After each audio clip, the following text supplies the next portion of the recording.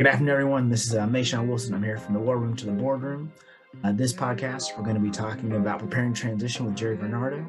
My background, I'm a global business strategy and operations go-to-market ads policy at Google, combat veteran, Duke MBA, and West Pointer. Jerry and I will be talking about his path transitioning out of the Army and into technology through finance. Jerry is a part of the cross-company strategic initiatives team at Meta, formerly Facebook, and is also an angel investor. Prior to his time at Meta, Jerry was the chief of staff at both Hewlett-Packard Enterprises and ChargePoint. He also served as an air defense artillery officer and a West Point diversity admissions officer. He's a graduate of West Point and Columbia Business School. So without further delay, I'll let Jerry kind of talk about himself and our long-time relationship. I appreciate the intro, Mayshawn. It's always a pleasure to talk to you, man.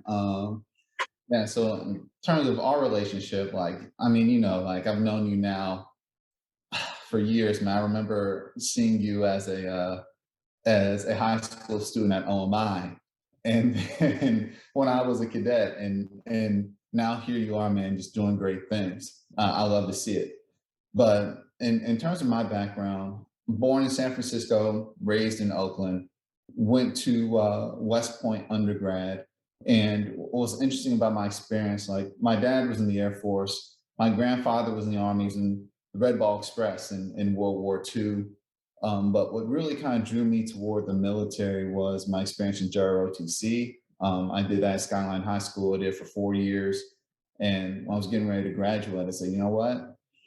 What do I want to do with this? I really like this. I feel like I'm kind of good at it. I'd like to pursue a career in this, even for just a little bit.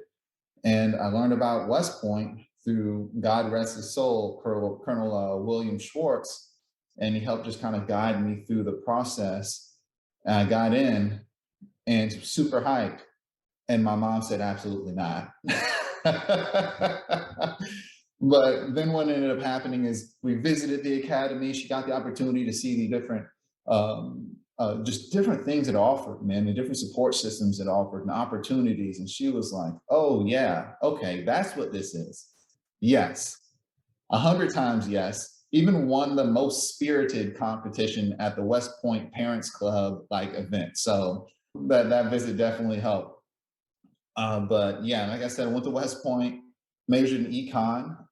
My track there was mechanical engineering, and I was an air defender.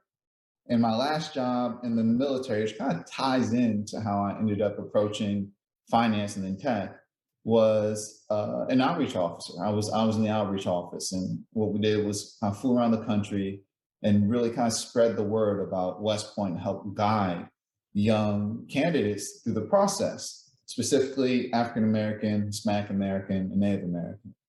And through that process, I just met a lot of grads, and a lot of them had MBAs, and a lot of them were doing great things from marketing to finance, sales to operations. And I said, man, I don't know anything about this. How do you guys make this transition? I started learning about the degree in itself and the opportunity that it posed. I said, I think I want to do this. So as I pursued it more, I found a bunch of different people, different mentors that I had an MBA, and a lot of them went through this program called MLT, Management Leadership for Tomorrow, which kind of helps guide you through the process a little bit better, provides you a coach, and helps with your essays and does all these different things. And it really kind of helped me hone in on what it was that I wanted to do, which ultimately ended up initially being finance, which eventually led me to Columbia Business School. And after Columbia, I realized, you know what? I really want to do something that will be a market that is growing precipitously, and that will get me back to the San Francisco Bay Area. So I said, you know what? Technology it is. And I was fortunate enough to get a fellowship through Bank of America Merrill Lynch. And that's what effectively allowed me to get that investment banking internship, and then kind of sent me back to the Bay. And that's how I got back there in my first role. I think you brought up a lot of great points. For the most part, I've been your protege throughout this process, from alpha to admissions to business school to, trying investment banking and knowing it wasn't for me, and then ending back up in tech, both on the kind of the big tech side. And so just really curious, in terms of your experience, you kind of talked about your path into West Point. Can you talk about what was that decision to leave and kind of what sparked that? Yeah, that wasn't an easy decision. I don't think it's an easy decision for anybody, but for me, it was pretty big because I felt like being there at West Point as an admissions officer, it was such a meaningful experience to really help these kids transition. And I thought to myself, I can stay in, but I'm going to go to a different role. I don't know if I'm going to have the same type of fulfillment there. And I remember kind of the moment when I realized I didn't want to be in the military anymore. I wanted to transition to a different path. As I woke up, I put on my uniform, woke up, showered, put on my uniform, same thing I did every day. I looked in the mirror and then I imagined, I had a colonel rank on my shoulder instead of captain, right? Would I be happy? Would I feel like I pursued the thing that really brought me the most joy or really was something that I ultimately wanted to do? And I said, I don't know if I would. I would feel like, hey, what if? What if I had gotten out and gone this route or that route? And I realized to myself, I think it might be time to go. That was a difficult decision in a lot of different ways. But once I did make that decision, it did give me a bit more focus because I said, okay, and this is any advice I give to anybody thinking about getting out, I need a plan. So at that point, I looked forward and said, okay, if I'm going to actually verbalize this, especially to my then commander, my senior raider, it's like, okay, well, what am I going to do? How am I going to make this transition? And I started more actively kind of like researching and determining what route I wanted to go and what made the most sense for me. And I talked about MLT beforehand, and I literally got all of the Vault guides, right? They have these things called Vault guides, VAULT, and you can read up on consulting, on marketing, on investment banking, on private equity, on venture capital. I just started reading through all of them just to try to kind of understand what's really out there for me to do. And a lot of my mentors, one of the people you had on this podcast beforehand, Omar Ritter, he was a financier himself. He's like, hey, you should consider investment banking. It's a good way to start your career. And when I read up on that, I was like, you know what? Maybe this is the right path for me, which again is something else I would tell people, like, you should have a mentor through this process, whether it's somebody who has transitioned out and can help reach back and help you kind of figure out what you want to do, or even if it isn't that person, it can be any veteran that you don't really know. Like, veterans tend to help veterans. So if you reach out to somebody, whether it be LinkedIn or through a secondary or tertiary contact, they might tell you what you need to know, but it takes some time and energy to kind of figure that out. So like for me, like Omar, it really helped me kind of understand what investment banking was all about. And I mean, be totally candid, he made me write essays about it. And he would look at my essays and be like, you don't know what you're talking about. He made me do it a couple of times, but it was good for me because I actually narrowed down and truly understand what it was about without actually doing it. And he was able to make the connects for me so that I can like have these informational interviews to learn about all different facets of the bank, whether it was sales and trading or whether it was investment banking and coverage or M&A. Like, I started to understand more and more and more and more. And I really owe it to him to all the connects they made and the information that he gave me through that entire process. And if I had to sum it all up, like, three things: have a plan, right? Have a mentor. If you don't have either of those, get a program, whether it's MLT or Skill Bridge or it's Breakline Tech. Figure out a program that will help you make the transition so you're not just a guy in a nice suit armed with motivation, because there's so many other people out there and you need something to kind of ensure that you understand what you're getting to, and it kind of sets you apart. For our listeners, can you help them understand, at least for most MBAs that are veterans that get out, they typically go into finance or consulting. Why is that kind of the typical transition point or usual career path? And would you have made a different choice to go directly in? Like, what were those skill sets or experience you needed to have to be where you are now, if that makes sense? So a few things with that, right? So military officers are typically used to a fairly linear career path. And with investment banking, with a lot of banks, it's like you graduate from business school, you go to the bank, you're an associate. Like then, like a year later, you're a second year, and then a year later, you're a third year. A year later, you're promoted VP, and then it just cycle repeats, and you're promoted director, and cycle repeats. And it is so straightforward that all you have to do is continue to perform. All you have to do, you do have to continue to perform, but the path is clear, and you can see your path toward incremental pay raises as well as incremental promotions. So that's part of the reason why. Then also it is it's hard. And in army officers or military officers in general typically like to pick the things that are very challenging. So investment banking is hard, consulting is hard. They're both hard for different reasons, right? But I think a lot of the long hours, the intense amount of studying, like investment banking in particular, is unique in that you're taking what would be like 2, maybe 3 years of learning and job experiencing and compressing it into one because the hours are so long. You spend a large portion of your day researching, reading on different companies, different industries and sub industries, different verticals everywhere, learning about them. Writing was effectively a research presentation slash proposal on that, doing it over and over and over and over and building that expertise super quickly. And that's a difficult thing to do. But the intangibles that we possess, the work ethic, the attention to detail, right? The integrity, meaning, hey, I screwed this up. I need to fix this. We become dependable workers in that way, right? We like people give us stuff and they say, hey, I know Jerry's going to knock this out because he's got the qualities. He's going to be here until the job is done. And that's a lot of reason why like military officers tend to go toward that. And comparatively, you make a lot of money, right? Like so I'm not gonna set that aside, like that's not a big deal, but like the juxtaposition is profound in that regard as well.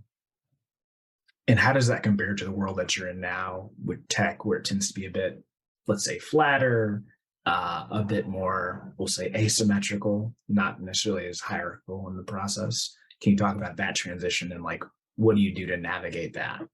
Yeah, so I think it's easier to answer this question if I kind of talked about how I went from investment banking to where I am today. So first and foremost, if you're an investment banker, you better have a plan.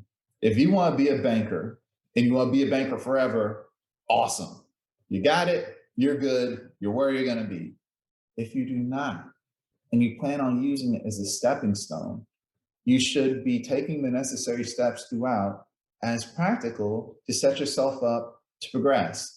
So whether that's like every time you do a deal, writing down, hey, I did this deal, and you see my office right here. I have like 8 deal toys sitting right over here. But I was very deliberate in like making a list of the things I want to accomplish. Hey, I want to do a deal in hardware. I want to do a deal in software. I want to do buy side. I want to do sell side. I want to do an IPO. And I was just checking them off the list. And as time progressed, it makes sense to actually say, okay, now I've done everything I want to do. It's part of my overall plan to get where I want to be. I need to take that next step. I have the network necessary, I have the experience necessary, ready to go. For me, it wasn't that straightforward. I kind of got lost in the sauce a little bit, but I knew what I wanted to do after investment banking is learn how these big strategic decisions were made absent a financial vehicle. I wanted to literally sit in the room with these execs as they made these decisions and as they talked to one another and as like these really big moves were made. And I said, how can I do that? And hopefully as quickly and as expediently as I can in investment banking. And lo and behold, I got an email from two mentors that said, hey, there's this role here at HPE, you should throw your name in the hat. Then I got an email from MLT. Hey, Jerry, is this role, HPE, you should throw your name in the hat. And it was for the chief of staff to the then chief operating officer of Hewlett Packard Enterprise. And he was looking for someone who was a military officer, someone who went to a top 10 business school and did investment banking or consulting, and is within 2 years of graduating from business school. So if you had asked me, and I think you did beforehand, hey, would you do investment banking again? Like, that was, I don't want to say it was a pleasant experience. I was tired all the time and I missed on a ton of birthdays, ton of dates. Like, it's crazy how I'm still married. I'm like, thank God for Andrea. But I will say, I would not have had the opportunity had I not gone through that gauntlet. And the skill set necessary, the understanding of multiples and how they apply to different companies. Now, how to do an M&A process or an IPO, how all that works came from investment banking. So I interviewed like 9 times and got the role and ended up at HP Enterprise, where I was chief of staff, and a lot of different flavors there, right? You have I'm an EA chief of staff, purely administrative. You have I'm very strategic, I'm an operator chief of staff, right? I was somewhere right here. And we did a bunch of different, we did like a few different M&As, a lot of different projects, strategic projects. I followed them around and learned like firsthand how these decisions were made, how we engaged with alliance partners and customers. It was like a crash course in being an executive. And eventually I migrated to Micro Focus alongside him as part of an M&A. When he became CEO of Micro Focus, stepped down as CEO of HP Enterprise. I stepped down as his chief of staff and onto a strategy and operations team where I did a whole, mainly M&A integration, right? Went around the entire company trying to find waste that I could mitigate or find revenue or optimize. It was a great experience. Very different from investment banking though. Investment banking, someone may give you a project, right? And it's something that you have done before, so the muscles kind of built. This role was very understand, identify, execute. It's more, hey, there's this problem that I might or might not have faced before. I have to figure out what the tangible information associated with it is, the pertinent information, identify the actual underlying issue and problem, and figure out a way to solve it and make a recommendation, typically to Chris. That is not as straightforward always, and it typically involves a ton of engaging with the cross-functional teams. It's very different than investment banking. But I will say the fundamentals of finance and corporate finance and accounting that I have from investment banking really kind of helped me understand the numbers a bit, especially the Excel spreadsheets. Like, I can dig into some Excel, and if it weren't for investment banking, I wouldn't be able to do that. But after Micro Focus, right, Chris eventually stepped down as CEO and pursued something different. And I thought to myself, well, what do I want to do now?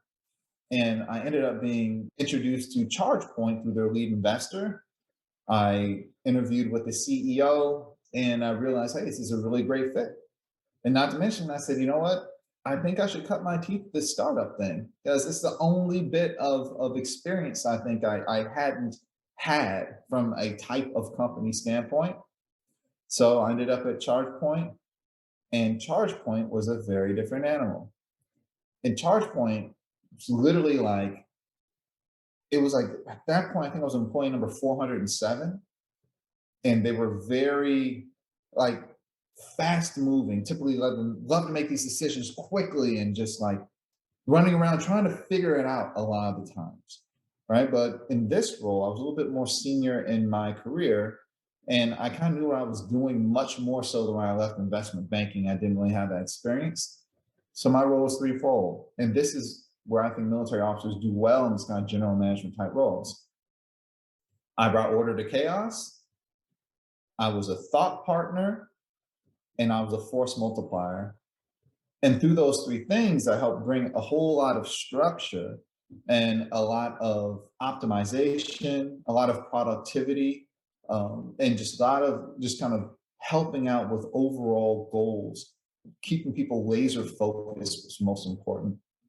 So came to Meta after COVID and everything like that, then Facebook, now Meta.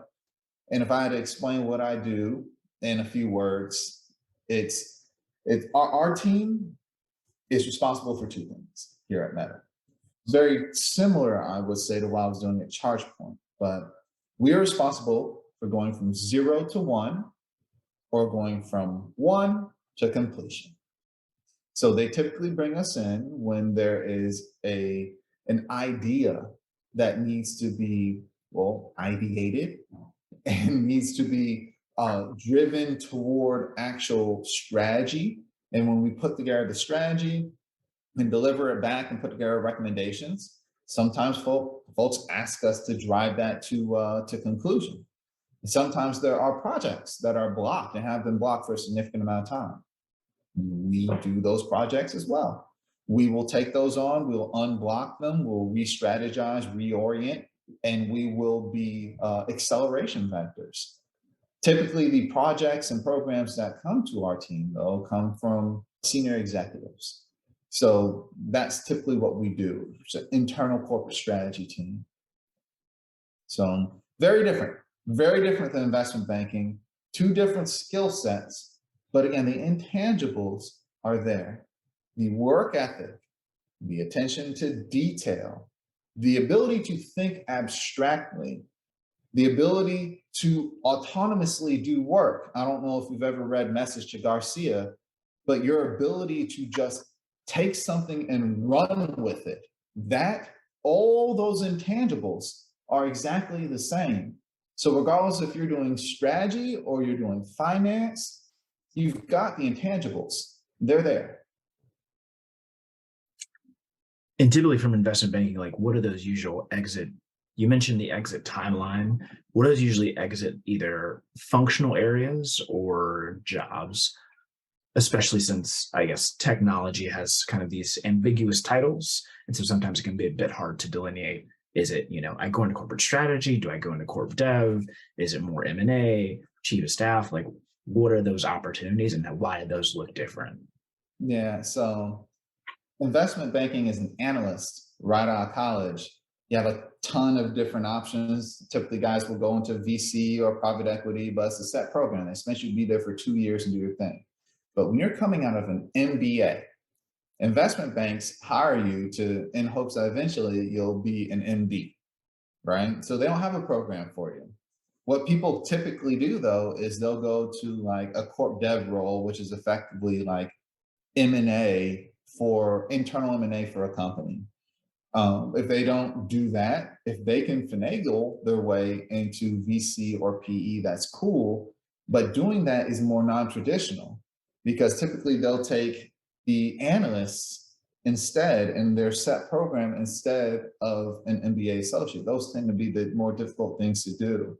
Migrating from investment banking to a strategy role, especially in technology, tends to be very difficult because typically folks want you to do something finance related because that's what they think your skill set is, even though you may have skill sets in strategy. But there are specific frameworks that aren't really used as prevalently within investment banking that are used in like consulting, for example. So if you were to try to go to a Google or to a Meta or to any technology company and try to do strategy, a lot of times they would expect you to have consulting experience. So you could have those frameworks and kind of have executed them before, and it's not super foreign to you.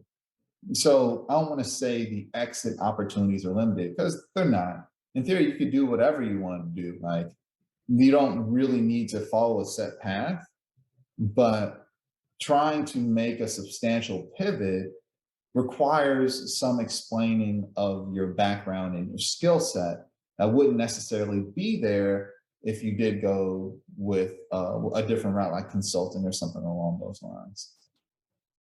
Very helpful.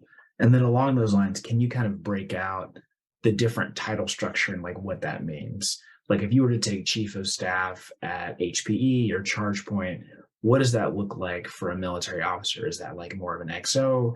Is it similar to like you're currently chief of staff for the general? Like what does that actually mean to like a young lieutenant captain transitioning out? Right. If you're early in your career and you take a chief of staff role, typically it's going to be like an aide de camp.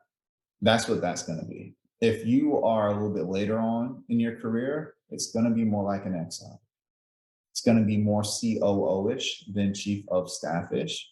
And really good ones, those who have, the necessary experience, can actually then almost elevate themselves, right, from an execution standpoint to where their executive trusts them to speak on their behalf, whether it be in meetings or in anything else in particular, internal or external, make decisions, right? Or at least say, hey, I know what insert executive would want, and this is what she would probably want.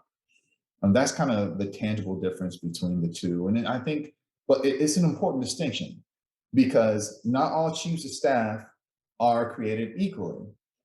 And you need to know where you are in your career in terms of and what you want in your career and what you're capable of doing. Because if you're super senior in your career, you don't want to end up being a glorified note taker. But if you're super junior, you don't want to bite off more than you can chew. Because if they come to you like, okay, fresh out of the Army lieutenant, we want you to put together this entire partnerships organization. Go ahead, ready, set, go. You might be able to figure it out, but boy, will there be a learning curve. So it's important, again, that introspection, man, to make sure that you go for kind of where you want to go for. And then transitioning from the military into some of these very high profile roles, can you talk about changing your management and leadership style to reflect those organizations and kind of the change in authority or cross functional dynamics that tech or IB has compared to, being a captain or lieutenant in the army? Oh my God. So yes, yes, I can. So there's this term in tech, TLDR, stands for too long, didn't read. It's like bluff, bottom line up front. TLDR, no one's gonna do what you tell them. That's just the reality. So the ability to lead with influence is super important. I think it's really important to understand that being an empathetic leader is important because a lot of times your leadership is going to be very informal. It's, hey, Jerry, work with these team of people to do this. They don't report to you. They might report to the person that told you to do that. But in the end, you can't tell them what to do. And the easiest way to kind of alter your leadership style is to say, hey, like, can we work together to do this? Help me understand what we need to do here or there. Right? Really be empathetic. Value their opinion, value their expertise. And when you're actually doing something you need them to, ask them to do something. It seems intuitive, but in the military, we're so used to knife handing things that when we get into the the corporate world where people can just tell you to blow off and many times not have anything go wrong or maybe even get you in trouble, we typically do get in trouble. It takes a whole lot of like stepping back and saying, okay, how can I be very, very like change my approach so people find me as an approachable individual and want to actually work with me? That takes some time and it takes some proving, right, to show that you can actually do that. But I think if you can still demonstrate that you have the work ethic, you are an empathetic leader, and you want to work with people, not have them working for you, right? Then you'll find yourself very successful. I would dare say, even the folks that work for you, typically a lot of these folks are very, very successful and well educated and smart in their own right. They don't want to be ordered around. So you have to talk to people in the exact same way. Again, remember, no one's in the army; they can always quit. So understand it's really important to engage in a little bit more friendly way. And then as you kind of reflect both on your corporate journey and your transition journey, kind of want to focus on kind of lessons learned And so you mentioned a couple different programs. Were there any other resources that you use? You mentioned the Vault Guides, I think, a couple of times. I know this is really helpful for like rankings and like firms. What other resources did you use to kind of navigate that path? I use mentors. So one thing I didn't mention is when I was trying to learn about banking, about business school, I did over 40 informational interviews. And a lot of times it was me looking up whether it was on LinkedIn or iSaber which is for academy graduates. I would literally find somebody who worked at X corporation or went to X business school, and that was a grad. And I would cold email them asking if I could talk to them on the phone. And a lot of times that's what kind of helped me learn what I needed to know. Like very few can I even think of someone like just completely blowing me off and not helping. Like they almost always reach out. So don't underestimate the power of sheer motivation and enthusiasm. If you reach out to somebody in the right way, humbly asking them for their time, like 90% of the time, they're going to help you. And that's what I kind of learned. And that's kind of the way like I at least built up this repository of knowledge about investment banking in particular, and then other aspects of being in business school or leaving business school, other different routes where it be consulting and marketing and all that. So I kind of figured out investment banking might be the right path for me. That was probably the biggest thing I did was just talk to people. Are there any books or resources that you recommend? I know there's a couple books I think Omar mentioned that like the Michael Lewis, like Flash Boys and kind of some of those others. Do you have any like books or podcasts that you recommend, especially if you want to like bone up on finance or kind of a finance for dummies situation? Yeah, so finance. So Flash Boys, I understand why you say that, but if you want to be a trader, it probably makes sense for you to read that book.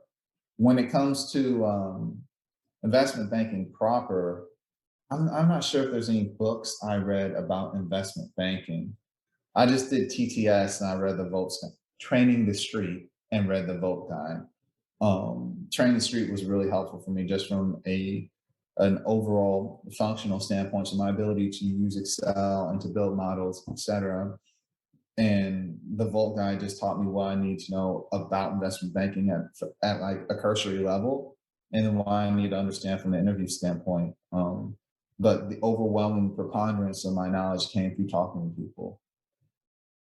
Now, as I progress toward technology and angel investing, the Lean Startup is probably like one of my favorite books. I'm rereading it right now. It's one of the things I guess I love the thought process there, and just building a product first to learn, and then once determining like you've learned what you need to, making the actual pivot to maximize your propensity for success. I really love the book, and I love rereading it.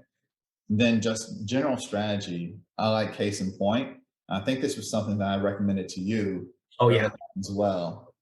And those are like kind of stereotypical business school books. Ones that aren't though, The Art of War by Sun Tzu, very helpful. You would definitely not think it was, but I read that, probably read that once every couple of years. And then also, I haven't read it in a while, but like, so a mentor of mine told me it's kind of like this supervillain's handbook. I think so, the 48 Laws of Power, if Yeah. my memory serves me correctly. So those are also helpful, but like it's an interesting book. It get kind of dark depending upon depending upon how you approach it. But yeah. Oh, great nuggets. I'll make sure I add those to my own list.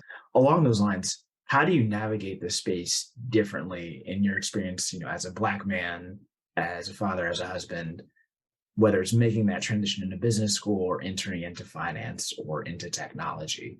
How does your experience say differ from say that of your peers? Is there anything that you're more mindful of or communication changes that you make?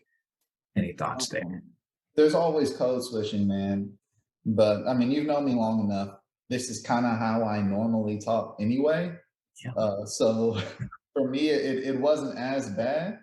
But realistically, whether it's finance, whether it's technology, like you're going to look to your left, you're look to your right, and almost all the time, you're going to be the only one in the room. And you got to get used to that. It can feel lonely at times. I'm not going to lie. And the way I kind of navigated that though, man, is I really tried to build a network of like brothers like myself who just kind of found themselves in the same place professionally.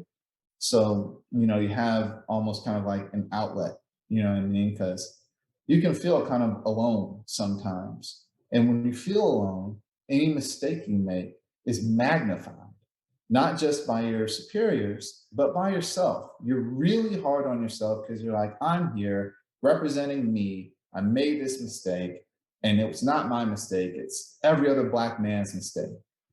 And the reality is, there might be a little bit of truth to that, but you shouldn't beat yourself up so bad on that, right? I mean, you should find ways to get an outlet for that stress, that loneliness, And then also just in terms of navigating it, I am super big on preparation. And when you're Black and you're a veteran, those are two things that are not super prevalent, especially in technology companies. So for me, if there's a role that I saw, I would look at that role, I'd copy paste into Excel spreadsheet, I look at all the qualifications, all the responsibilities, and I made sure I had a bullet in my resume directly corresponding to all of them. I would have to write a cover letter as well. I don't necessarily have to, but I would, regardless if they read it or not, because I wanted always, as best as possible, to be over prepared. And then after that, man, people like to say, oh, you make your own luck because luck is when preparation meets opportunity. Yeah, but there's an execution element in that, right? Like you can be super lucky and get this interview, your dream job, still have to execute. So like that execution portion, super important, man. Super important. So like I really make sure I not just have the preparation necessary, but as I go into seizing those opportunities, I do my best to execute at the highest level possible. I'm very cognizant of it. And sometimes, I mean, total transparency, I'm probably harder on myself than I need to be, but I think that just kind of goes like part and parcel with being a motivated and driven person. No, I feel that. I feel that daily in my experience, but that's very helpful. Along those lines, as you kind of reflect on your transition journey, whether that's out of the military or into finance or into tech, is there anything that you would change or do differently? That could be from planning, that could be from an education or certification standpoint. Um, any elements like that that you would do better or differently? I would say that when I was in business school, I really like there are folks, there's old saying like, hey, you're either partying, you're studying, or you're networking, right? Or it's like you're doing two of the three. You're not doing all three at the same time. Like if I could go back, I probably would have rounded out my electives a little bit more with strategy because I focused in on the corporate finance, different classes and stuff like that. I really kind of honed in on things that I thought made sense given, you know, my eventual path toward investment banking. But I really should stop to think like, hey, like maybe I should take this opportunity to really dive deep into strategy just in case I make a pivot or just in case I happen to need this for one reason or another because my focus was so heavy on finance and technology, I just didn't stop to think like, man, maybe there's something else that's important.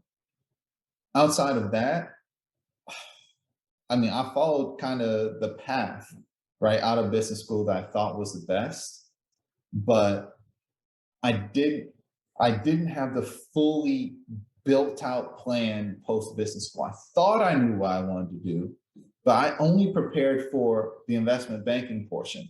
What I thought I wanted to do after that, I made zero preparations toward. I was like, well, it'll probably work itself out. It's like, not so much.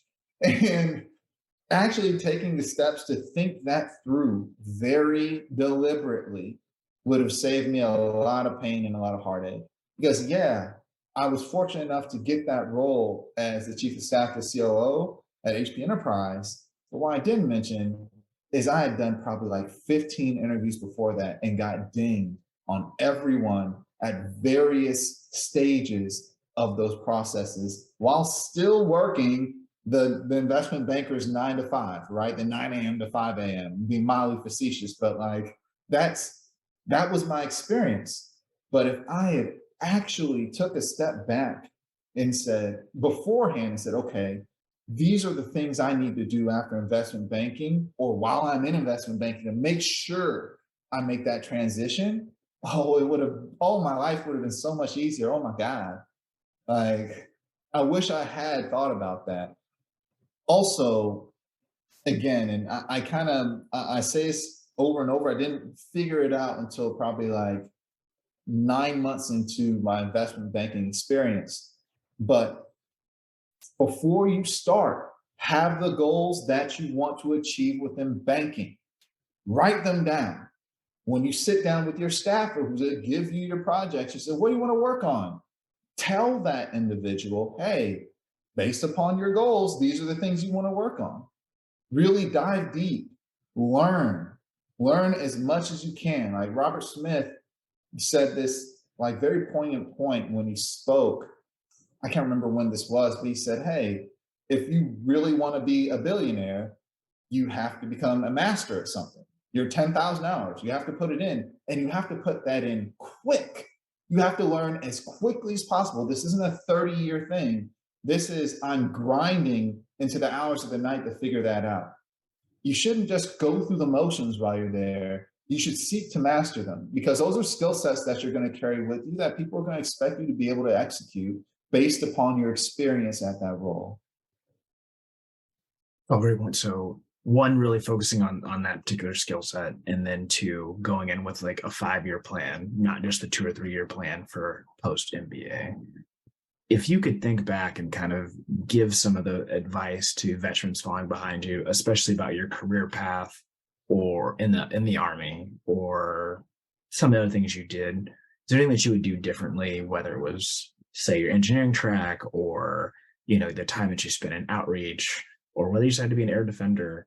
Like, when should people start thinking about that? And then anything that you would change about your career path to be more geared in that direction? So a few things. I would have majored in computer engineering, I think is what it was at the academy.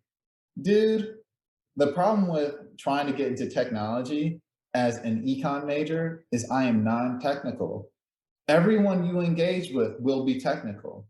It is a steep learning curve and requires you to go deep, deep, deep, deep, deep into the weeds. If you can speak the language, man, you are already like a step in the door, and you want to have that technical background. I would have gone back to 19-year-old Jerry and say, dude, like, look, man, like, save yourself the heartache. And the good thing about that is, like, you can go from like being in the army and being, as long as you have that computer engineering background or software engineering background, and go to business school and still do your thing, or you can continue to pursue whatever engineering you want, or you can start your own company, a startup, and guess what? You have the aptitude now to look at the code to say this doesn't make sense, or at least think strategically from a technical standpoint. And if you don't have the background, it takes time to learn. I still would have gone air defense. I think it was a great, great experience. If I would give advice to any young lieutenant, focus on your soldiers. Focus on being a good platoon leader. There will be a point where it's time to transition to, okay, what do I want to do after the Army?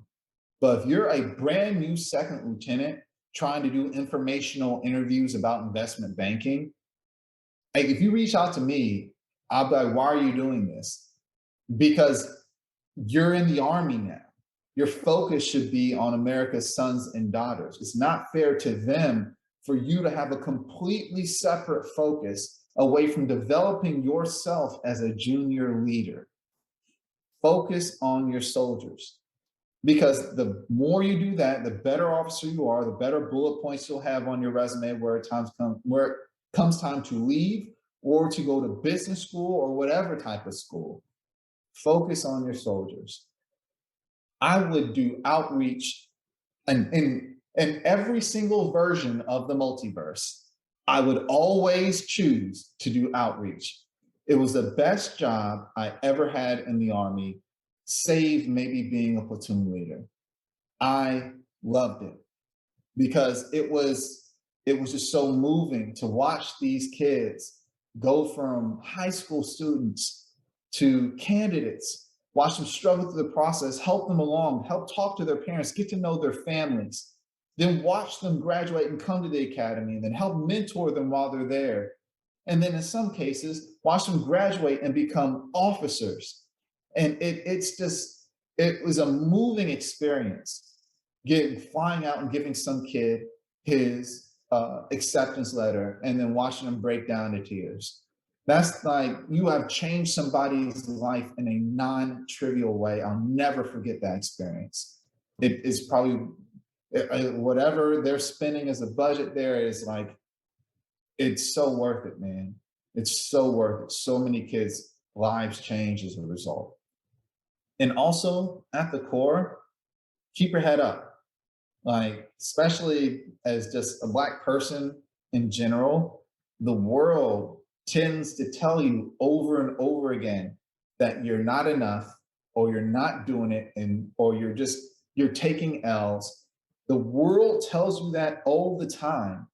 You need to tell yourself otherwise. The voice in your head that's positive has to drain out the negative. And I'm going to really drive this home. Every day before I went into investment banking, I literally looked myself in the mirror. I said, Jerry, you can do this. Every day, you gotta speak over yourself. You've got to. Otherwise, you can get swallowed up by this gigantic machine that is just, in general, the industry and just the private market can get swallowed up.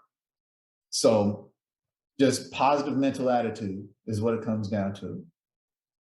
Yeah, that was one of the best career recommendations you gave me, Jerry. I think I was a first lieutenant. I'd done my deployment. We were getting after it in Germany, and you're like, "Look, man, these jobs to be an aide de camp. You just go to outreach and like figure it out." And I was like, "Yeah, you're kind of right." And that was now I get my candidates now. They've graduated, they're lieutenants and captains, and they're like, "Yeah, sir, I think I want to do this, or I think I want to get out." And you're like, "I've seen you come through like a mighty long way. Like it's good to see it." It's good to see. It's beautiful, man. I love it. I love seeing those young kids get educated, achieve their goals and what they want to do, man. It is just so beautiful, man. It's so beautiful to me. And then they go on, like you in your case, go on to do it for the next generation, and so on and so on and so on. Just warms my heart, man. Warms my heart. Just paying it forward, man. Trying to be like you. On that note, are there any ways where people can connect to learn more about your story, whether that's on social media or like initiatives that you're working on, anything like that? Yeah, so I think there are two ways here. So one, always ping me on LinkedIn. I think I'm the only Jerry Varnado in the entirety of LinkedIn. If not, then I'm the only Jerry Varnado I went to West Point. I promise you that. So ping me on LinkedIn. Happy to talk. If you are a startup founder and you're looking for funding, ping me and we'll have a conversation as well. I focus mainly on software companies, right? Mainly B2B, but B2C is fine too. SaaS companies are great. I love marketplaces and platforms as well. But even if you are not, I'm happy to give you feedback on your pitch deck. I'm happy to give you feedback on your overall product strategy, on your growth and value hypotheses and the way you're approaching the market, on your metrics, on how you should be thinking about them and how you should think about pivoting if necessary. Just please feel free to use me as a resource, because there just aren't enough of us out there And sometimes you just don't know what you don't know.